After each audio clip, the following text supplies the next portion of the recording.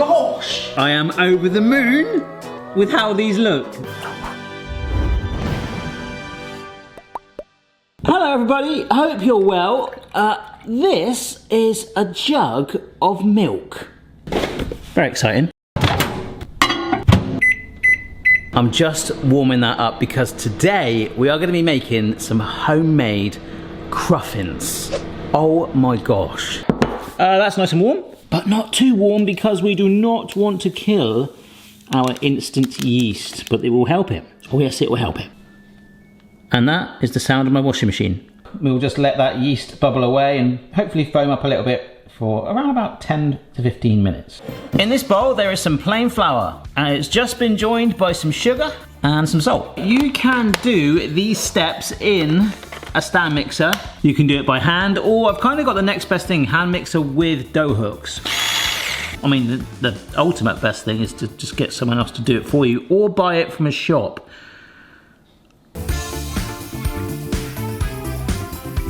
A little bit at a time. You see how it's clumping together? To make our dough in a stand mixer, just do that till it's smooth.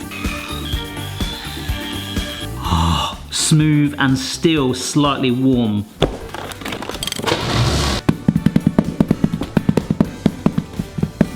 Whilst that is doubling in size, I've already done this step, but this was a piece of butter that I've smashed nice and fine into a square between two pieces of baking parchment and put it in the fridge. So this is nice and firmed. If you haven't guessed it already, we're making homemade puff pastry, which of course I have made before, but generally I buy the ready-made stuff either in sheets like this or in a big old block. So why the heck am I making puff pastry, and what the heck is a cruffin? Well, you need puff pastry to make a cruffin. It's effectively a croissant and a muffin hybrid that I tried recently when I popped down to Cornwall with the family. In fact, there are the girls at Land's End. But this is a cruffin, all right? I don't know if mine's gonna look amazingly like that because you get specific molds for it. I'm just gonna go for a muffin tin, but effectively it's a croissant muffin injected, I'm not sure if you can see that, with custard and jam. And the thing that I'm really gutted about, and the main reason I'm doing this video, well, one, because it tasted blooming awesome, but two, I sliced it in the middle and that custard and jam that you see there, I was like, oh yes, all the way down. No. Not on your Nelly. Not at all. Imagine that you're a muffin right now and your muffin top, okay, sorry.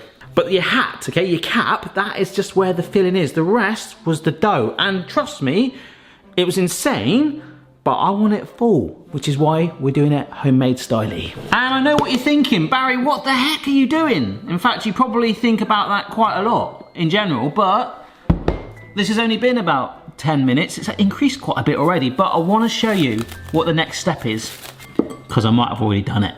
Oh, the bakeries when I went down to Cornwall as well. Oh my gosh, like so good. And if you want to see a more in detail version of what I'm doing right now, I did a video on homemade pan au chocolats where we talk about making your homemade puff pastry in there and all the lamination, because effectively it's the butter layers that effectively make you realize how cheeky puff pastry is.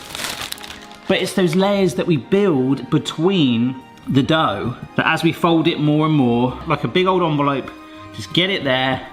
So we have encased the butter, right? And then, remember that butter is in there and we are just stretching it, all right? Take one end and then overlap the other side, okay? So you've got it sat on top. So now that butter is in 3 layers. So what you would do now is wrap that in plastic wrap, stick it in the fridge for 30 minutes to firm up the butter, then take it out and at this angle, so remember we were at that angle, 90 degree it, so that our butter that we put into effectively 3 now goes 6 and 9, okay? And then you wrap, chill, and then turn 90 degrees and roll that way again. Do that at least 3 times. All right, like that. So here's one I made earlier. Yes, I made this one last night. And that is chilled and very plump indeed. And if you're wondering why my tape measure is covered in flour, that's because yesterday when I did this dough, I measured that square out and the dough much more accurately. So we're doing strips now. Apparently this is how you do it, but it is a little bit controversial, so we'll try a few different ways. Beautiful. I was told you can get these actual specific Cruffin molds and thinking, oh my gosh, that sounds awesome. But the next best thing I've got is something we make our Yorkshire puddings in generally. It's just like a massive muffin tin. And of course, once these rest, which we'll do, they will double in size, hopefully. It'll take a little bit of time, but that's when I'm gonna walk my dog. And you seem very keen for that, mate. He did like Land's End though. He started chasing a seagull. So one option apparently was to take it and literally just roll it up. And that looks very neat indeed. Because of the size of the tin though, the height is still not quite there. So what I think I'll do, just pinch another one on and continue wrapping it round, all right. There we go, like that. So that is one method. There's another method where we do the same, except you take it at a right angle over the top and wrap it under the bottom. Ooh, someone's at my door. So there we go, that's tucked in like that and looks very different, doesn't it? As this is resting, in fact, this one, you probably don't even realize it yet, it is gonna actually increase in volume slightly. So I have higher hopes in a way for this one.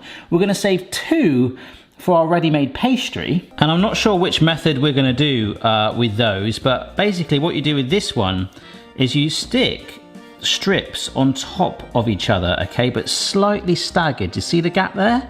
But we do need to join them, so I'm just gonna use a little bit of water.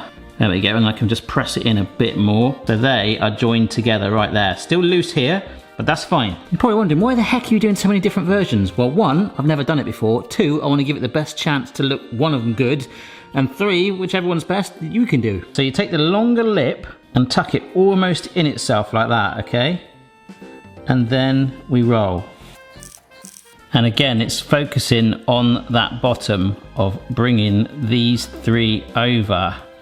And actually pinching it fairly aggressively. Looks like a poo emoji. So we've effectively got 3 different attempts at making this.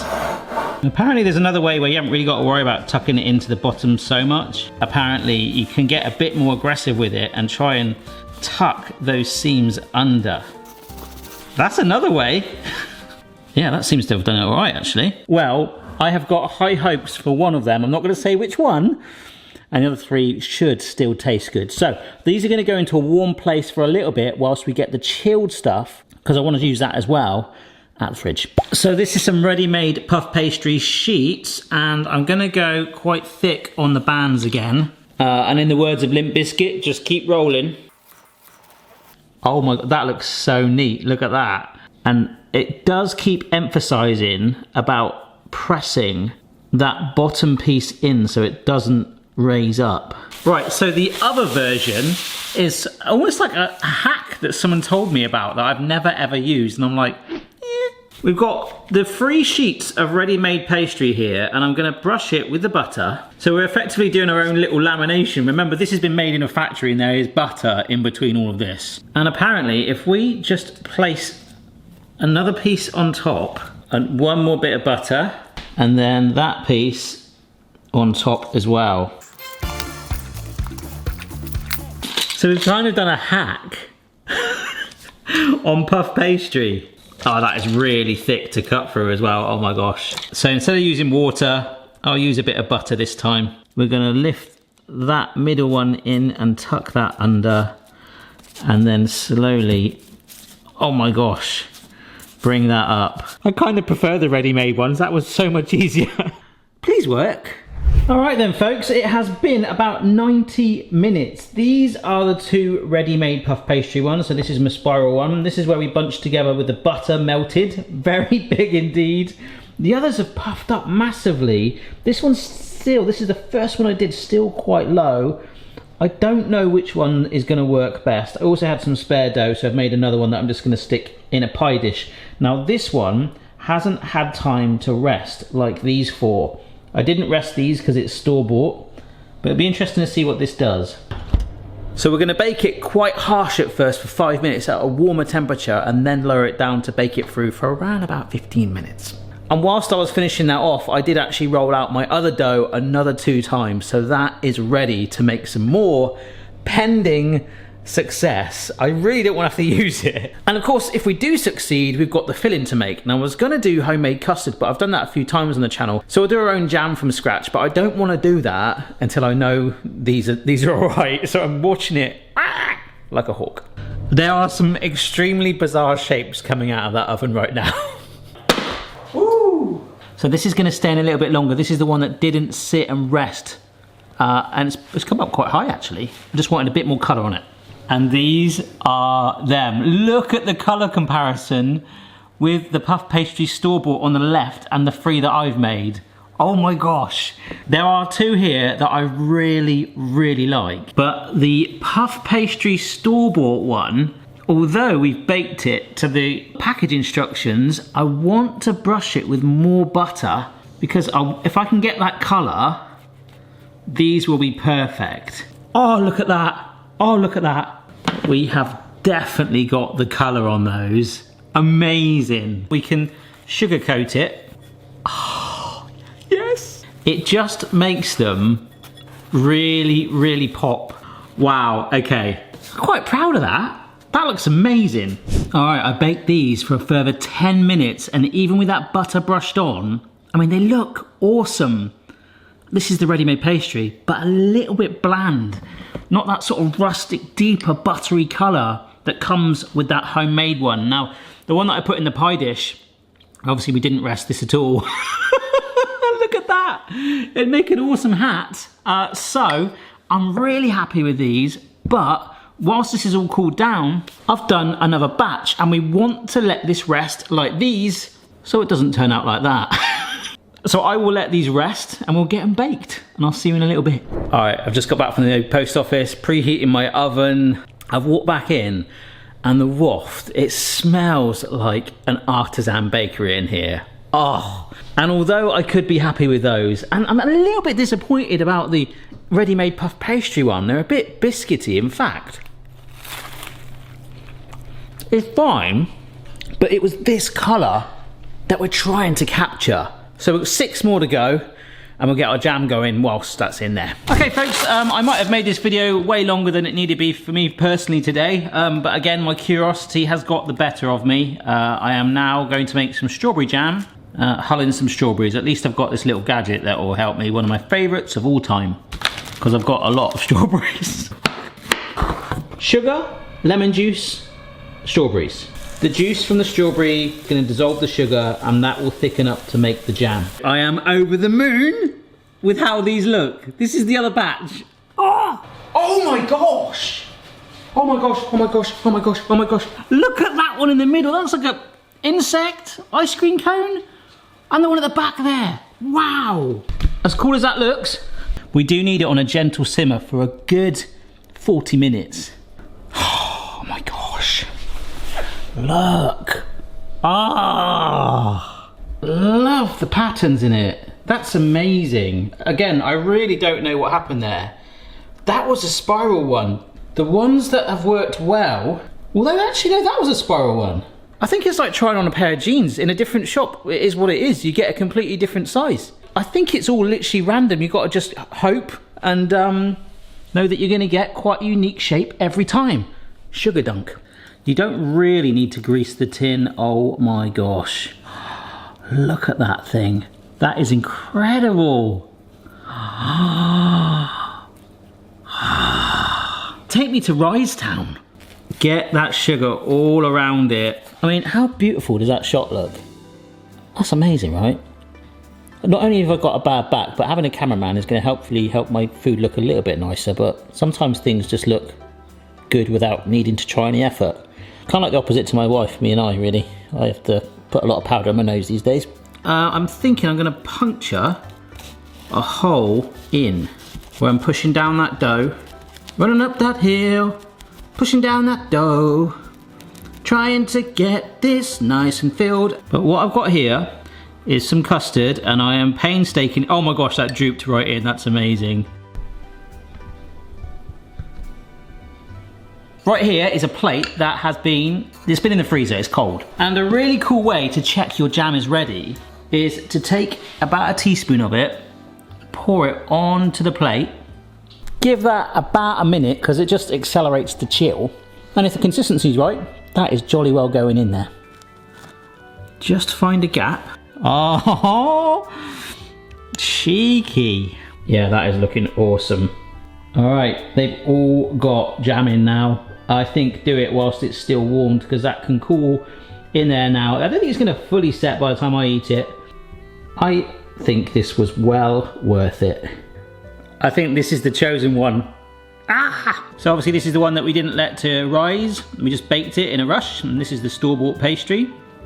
This stands out. And even putting sugar on it, I don't know. This has really changed my mindset. When you buy ready-made puff pastry, they do one that's called an all butter one generally. It's sometimes a bit more expensive. You tend to get a better result with that. So I don't know, I think I might have to, going forward, start using more and more homemade puff pastry, which is gonna be great. Oh my gosh. Ah, see? That's what I wanted. I mean, I haven't actually got all the way down. I've got to like 2/3 of the way. Amazing. All those bands of the laminated dough in there. Oh! So thank you for watching, folks. If you have got any suggestions, do let me know down below.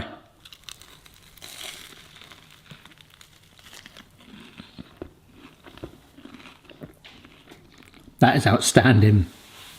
It was worth the wait. The buttery, airy flakiness, the crunch, the golden buttery crunch that you're obviously getting on that browned outside. The custard kind of mellows it, and then you get that zing and strawberry sweetness spank from the jam. Oh my gosh. And also the coarseness of the sugar on the outside as well. It still gives it an extra bit of crunch and texture as you bite through it.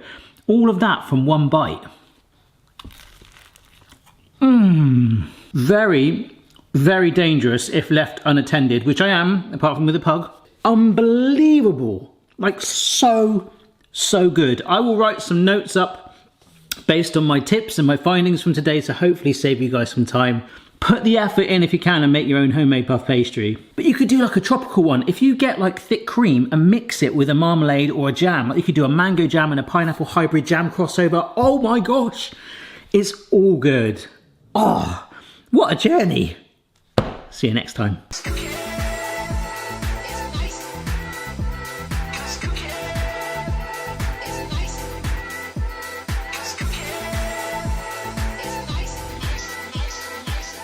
That's really good. That's amazing.